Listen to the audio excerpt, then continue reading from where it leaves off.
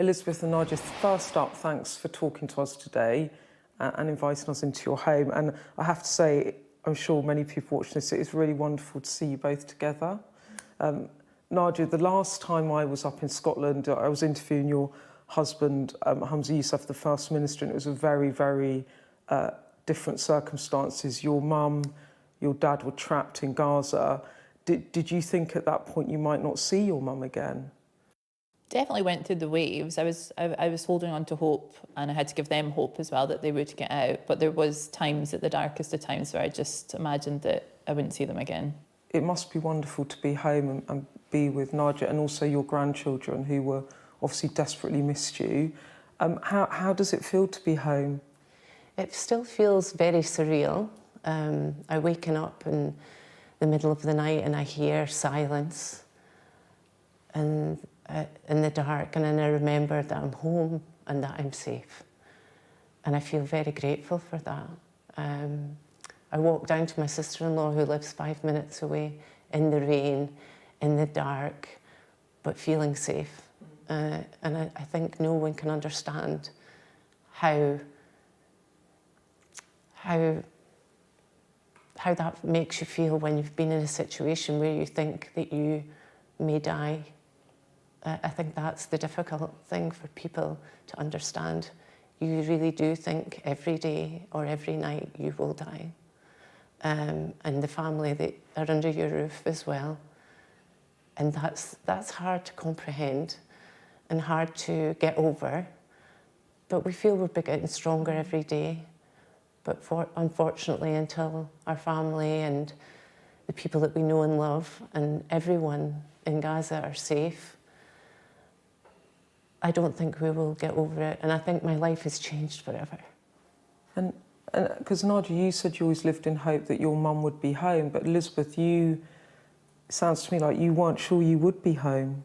I lost hope so many times, and I didn't think that I would ever be able to leave Gaza again.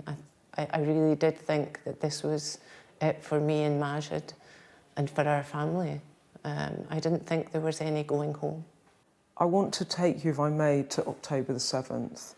I mean, Nadia, let's start with you. If we go back to the morning, that terrible morning on October the 7th, you presumably started to see the news, as we all did, coming through here. I think we woke up at 7 a.m. and Humza looked at my phone for the time and he said, "Oh, there's a lot of messages from your mum." And I said, "Okay, just open them." And he started to open them, and then he started to kind of stuttering, and he's like, "We need to put the news on now."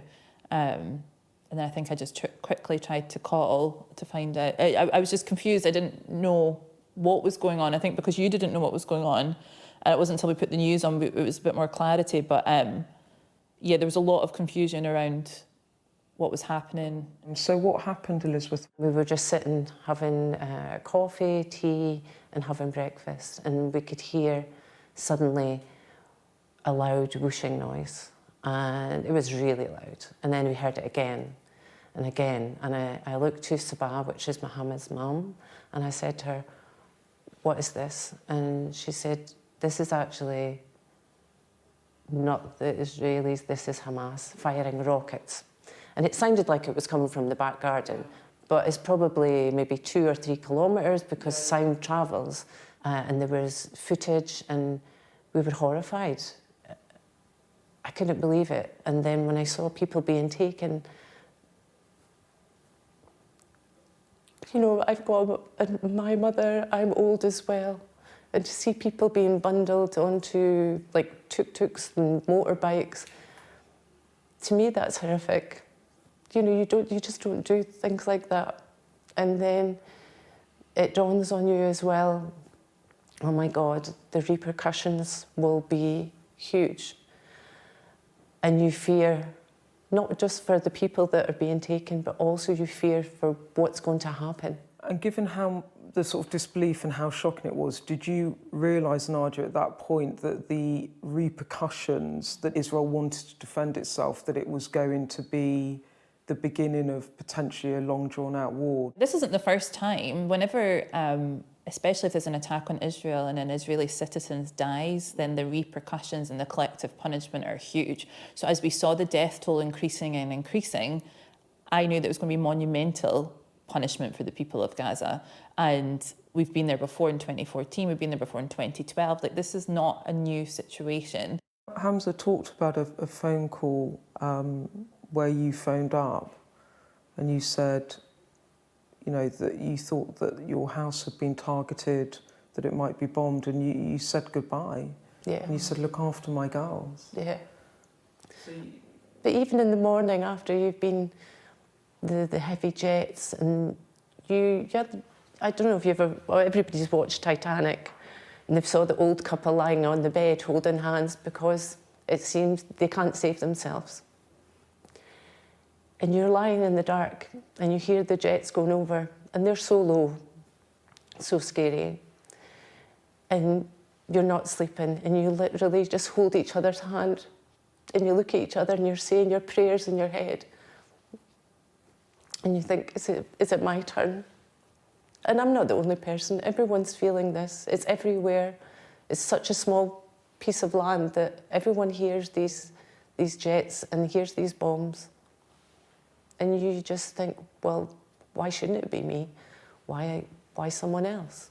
Nadia, I mean, your mum talking about it is just, I can't really imagine how it must have been to have to live like that day by day. For you at home, especially when there's these bombings on the street where your parents are, how did you cope with it? And what did you say to your girls? It was difficult to cope with. You know, Humza had just done his big first ever conference speech, and 15 minutes to half an hour later is when we got the call that they thought they'd been hit. And he was actually just finishing off a meeting and he ran through to me and said, that, don't panic, they've been hit, but they're okay. Obviously I panicked. And then that's when we found out it was our neighbour. It was extremely difficult, but we are active, and so we were trying to be as active as possible and hold on to that hope that they would get out and just exhaust every means possible to try to get them out. For the girls, it was hard. We told them all it was thunder because we didn't watch anything bar the news 24/7. So we said Granny was scared of the thunder. She still asks me if I'm scared of the thunder. Yeah, she says Granny's still scared of the thunder. My 14-year-old Maya, she understood and she didn't really want to talk about it, but she was telling me that she was getting upset at school and that she didn't feel that anybody was talking about it at school either, and she didn't know what to do. Yeah, so like I say, this is a part of being Palestinian. We've dealt with this before, but just never on this magnitude and never with this amount of fear, I would say, with you and Papa being there firsthand. That's the first time that's ever happened. What was your low point with your mum over there? So the first Saturday, so a week after the 7th, we had told my mum on advice to travel to the border, and that's when they couldn't get through, and we got a call, I don't even know who it was from, to say, tell them to go back right now, it's extremely dangerous. And when that phone cut, when you said there's been an explosion and then it cut and I couldn't get through for about 10 minutes, I'd say that was the worst. We then had to travel to Aberdeen because conference was about to start. So I was crying the whole journey to Aberdeen, and I just broke down. I said to Humza, I can't see people, I can't be here, I can't talk, I can't make eye contact because I'm going to break. That for me was the worst day in terms of my own kind of mental health and dealing with it. And then, yeah, but I kept being like, whatever I'm going through is nothing compared to what they're all going through. How did that moment feel when the next day you go back to the border and this time your name's on the list and you're into Egypt? How did it feel? It didn't feel real until they processed our papers in Egypt, which took 3.5 hours. So then I knew they can't send me back, I'm safe. And you're so tired. I hadn't slept for 48 hours. I hadn't slept for nearly 3 weeks.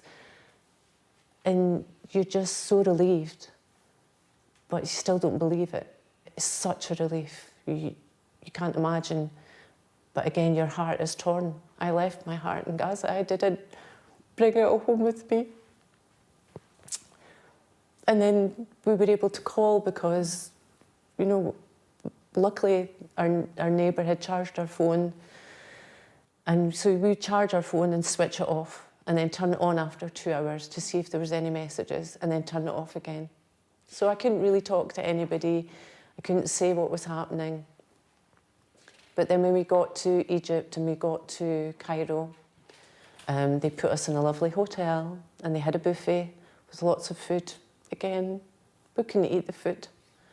All we wanted was a shower. I hadn't washed properly in over 25 days.